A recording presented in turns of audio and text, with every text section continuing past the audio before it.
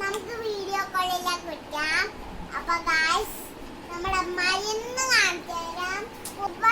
ഇവിടെ ഞാൻ കുറച്ച് ഇതൊക്കെ നിറച്ച് വെച്ചിട്ടുണ്ട്. സൺസ്ക്രീൻ ആണ് ഇത്. ഇതിന്റെ പേരെന്താ? അയ്യന്റെ പേര് ഇതിൽ ആട്ടോക്കാമാണ്. സൺസ്ക്രീൻ ഇത് നമ്മളിങ്ങനെ കുരുമ തേക്കും. ഇത് എവിടത്തേക്കും വെയിലത്തിറങ്ങും.